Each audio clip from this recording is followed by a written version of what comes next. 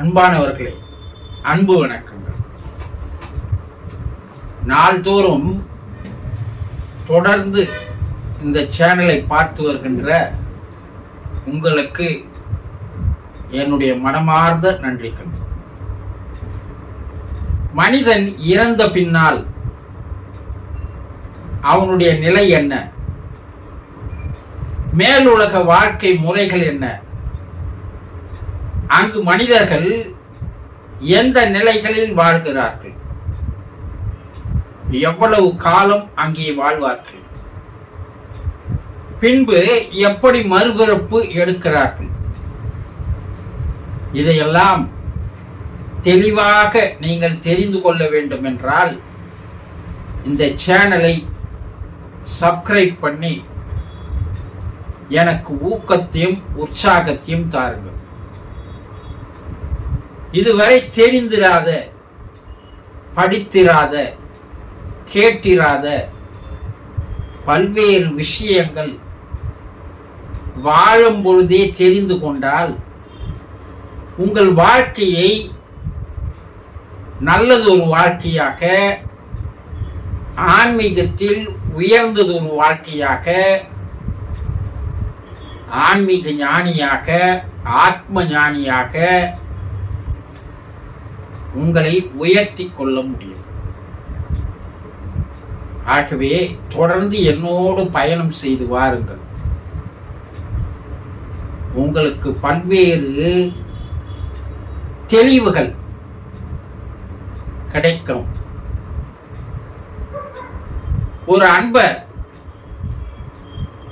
இறந்தவர் தன் நிலையை நினைத்து துன்பப்படுகிறார்களா என்று ஒரு கேள்வி கேட்டிருக்கிறார். இறந்தவர் தன் நிலையை நினைத்து துன்பப்படுகிறார்களா, வேதனைப்படுகிறார்களா, கஷ்டப்படுகிறார்களா, கவலைப்படுகிறார்களா என்று அவர் கேட்கிறார். ஒரு மனிதன் இறந்து போனால் முதலில் தான் இறந்து விட்டோம் என்பதையே அந்த மனிதனால் ஏற்றுக்கொள்ள முடியாது. நம்ப மாட்டாங்க. நம்ம இறந்துட்டோமா? கிடையவே கிடையாது. நம்ம போய் எப்படி இறப்போம்? இன்னும் பல வருஷம் வாழணும் இல்லையா? அதனால நம்ம இறந்துட்டோன்றது இவர்கள் எல்லாம் சேர்ந்து நடத்துகின்ற நாடகமாக இருக்கும். தன்னுடைய இறப்பை, தன்னுடைய மரணத்தை, தன்னுடைய சாவை இறந்து போன யாராக இருந்தாலும் அவர்களால் ஏற்றுக்கொள்ள முடியாது, அதை ஜீரணிக்க முடியாது. அதனால அந்த இறந்து போன ஒரு உடலிலிருந்து வெளியேறிய அந்த உயிர், அந்த ஆன்மா என்ன செய்யுமா? மறுபடியும் அந்த உடலுக்குள் நுழைவதற்கு பல்வேறு முயற்சிகளை செய்யும். நம்ம தூங்கிட்டு இருக்கிறோம், எழுந்துக்குவோம். எப்போ இரவு படுக்கிறோம், காலையில் எழுந்துக்கிறோம். அது போல இப்ப படுத்து இருக்கிறோம், மறுபடியும் எழுந்துக்கலாம். ஆனா அந்த உடலுக்குள் அந்த உயிர், அந்த ஆன்மா போவதற்கு பல்வேறு முயற்சிகளை செய்கிறது. ஆனா அந்த உயிரான ஆன்மாவானது அந்த உடலுக்குள் போக முடியாமல் தடுமாறுகிறது, திண்டாடுகிறது.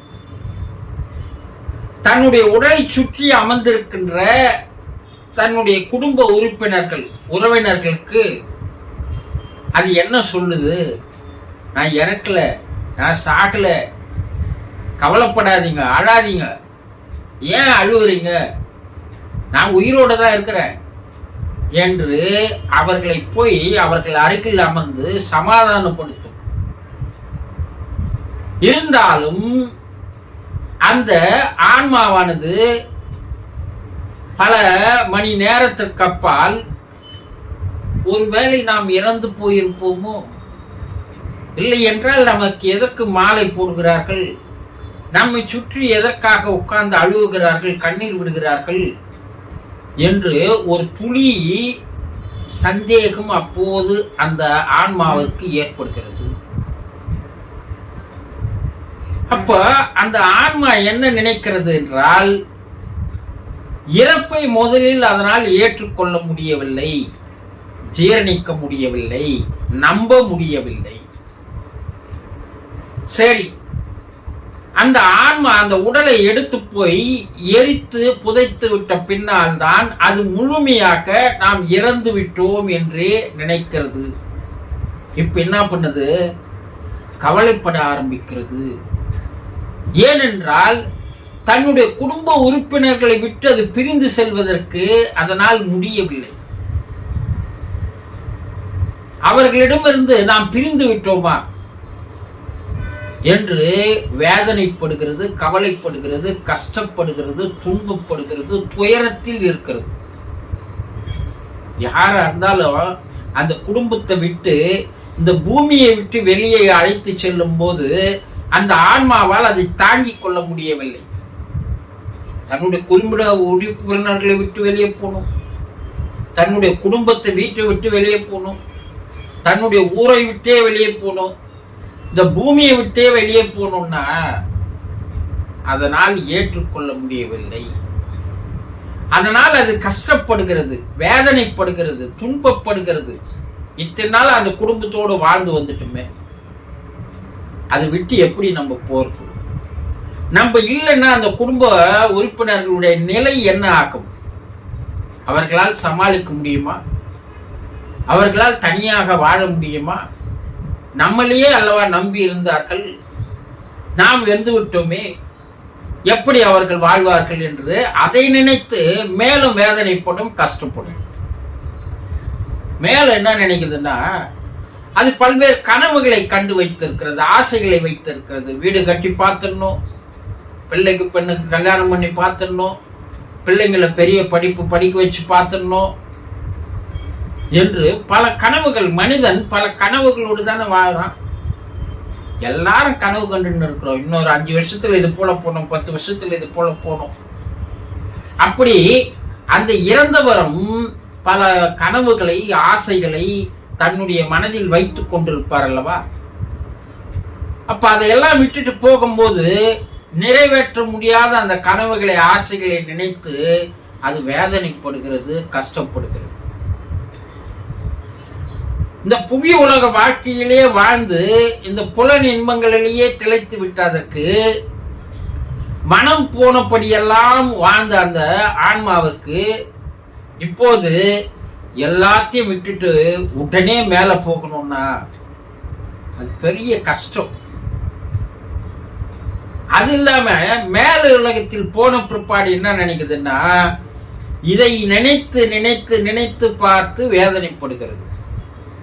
நம்ம ஏன் இவ்வளவு சீக்கிரம் இறந்தோம்? எதற்காக இறந்தோம்? ஏன் நம் குடும்ப உறுப்பினர்களை விட்டு வந்துட்டோம்? ஏன் நம்ம கனவுகள் நிறைவேறவில்லை, ஆசைகள் நிறைவேறவில்லை? இதையெல்லாம் நினைத்து அது வேதனைப்படும் போது அந்த ஆன்மாவானது சாந்தி அடையாமல் அது தத்தளித்துக் கொண்டிருக்கிறது, துயரங்களிலேயே வாழ்கிறது, கவலையோடு இருக்கிறது. அப்படி அது இருக்க இருக்க இருக்க அந்த ஆன்மாவிற்கு சாந்தியானது கிடைப்பதே இல்லை.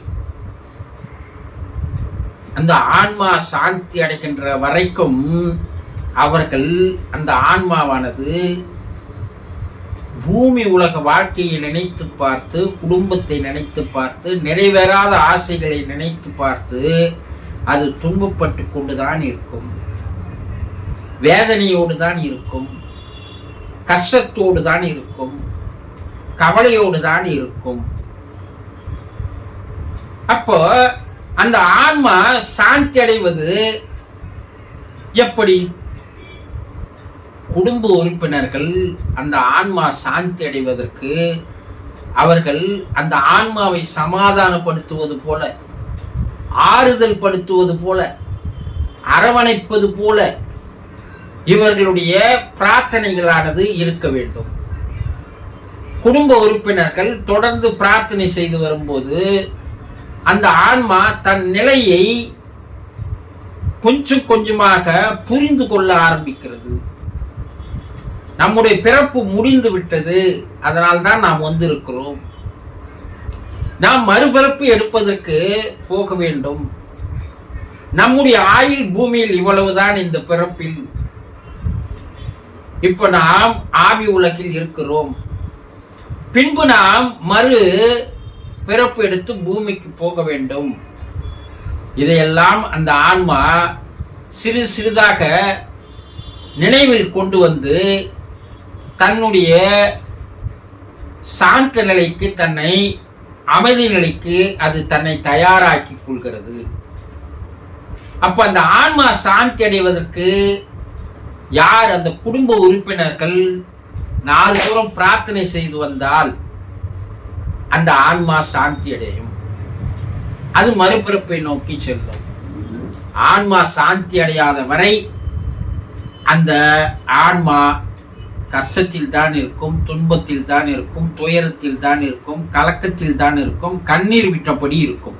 இதில் எந்த விதமான சந்தேகமும் இல்லை என்று ஆவி உலக ஆராய்ச்சியாளர்கள் அங்க இருக்கின்ற ஆன்மாக்களோடு தொடர்பு கொண்டு பேசும்போது அவர்கள் தன் நிலையை எல்லாம் சொல்லி சொல்லி வேதனைப்படுவதை, துன்பப்படுவதை பல அறிக்கைகளாக வெளியிட்டிருக்கிறார்கள். ஆக யார் ஒருவர் இறந்து போனாலும் அவர்கள் தன்னுடைய புவி உலக வாழ்க்கையை, குடும்பத்தாரை நினைத்து நினைத்து பார்த்து தன்னுடைய வாழ்க்கை முடிந்து விட்டதே என்று வேதனையோடு கஷ்டத்தோடு தான் இருப்பார்கள் என்பது 100% உண்மை. புரிந்து கொண்டீர்களா? சந்தோஷம்.